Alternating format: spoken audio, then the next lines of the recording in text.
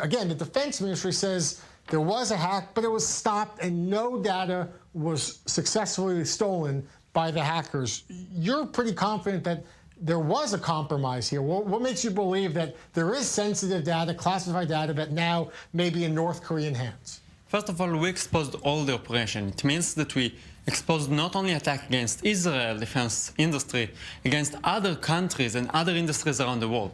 Second, we believe that we found in the clients, in the victims that we searched the information in, we find at least 2 deployments of malwares inside the infrastructure of the organization. It means that we discovered an actual malware of the North Korean threat actor inside the specific organization. So we believe that they succeed to infiltrate some of the organization, and we saw the large amount of this campaign. It was conducted by hundreds of more dozens of LinkedIn profiles around the world, targeting multiple countries around the world. Yeah, this is a kind of a hack, right? I'm not a computer expert, but it appealed to individuals' personal ambition, right? Because it's not like they hacked into the system through they put in new code or go in through a back gate.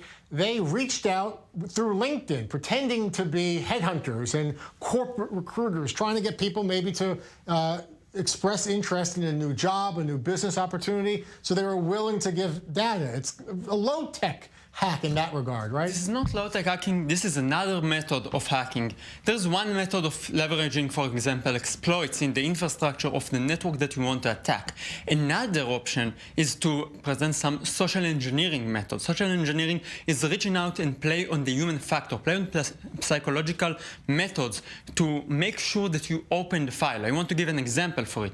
As you mentioned, they used LinkedIn. They opened a LinkedIn account, impersonate Boeing, McDonnell Douglas, or Lockheed Martin. They impersonate headhunter in these companies. They reached some of the workers of the company that they wanted to attack. Before that, they established a connections, network of multiple connections, hundreds of them, some of them from the organization that they attacked. So, for example, you are a presenter in I-24, they will add all of your friends here in the company, and then, only then, they will reach you and send a message, hey, we have the dream job position for you. Isn't that difficult here? Because we hear so often, don't open links from people you don't know, who don't have connections to you, or your coworkers, or your friends. If it's a complete stranger, stay away. But these are emails, as you mentioned. It appears that this LinkedIn stranger, well, they're a real business professional. They have connections with people you know and you work with. That's right. You won't think it's a stranger. Moreover,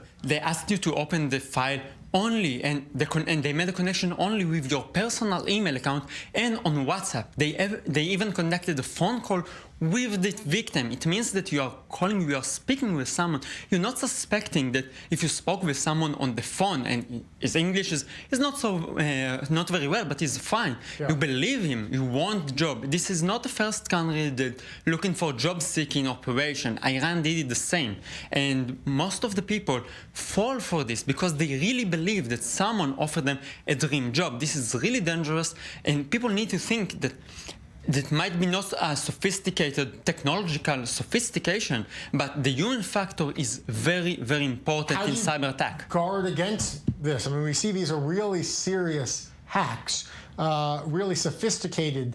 How can you avoid being deceived? So there are multiple threat actors from Iran, from North Korea, and from Russia that use social engineering methods. The best way to do it are in 2 different ways. The first one is know the education. Learn the methods, read reports of them in our website, for example, as Dream Job Operation Report or other, the cases are back in town about the Iranian or Miss Department by Threat Connect. These reports explaining the methods of impersonation. What is the TTP, what is the tactic and the procedures that the attackers do in front of you. How do they speak, what they want to do. For example, the Iranian want you to participate in a webinar. If you know that and you see the name of the magazine and a webinar, you can suspect. The other way is to search.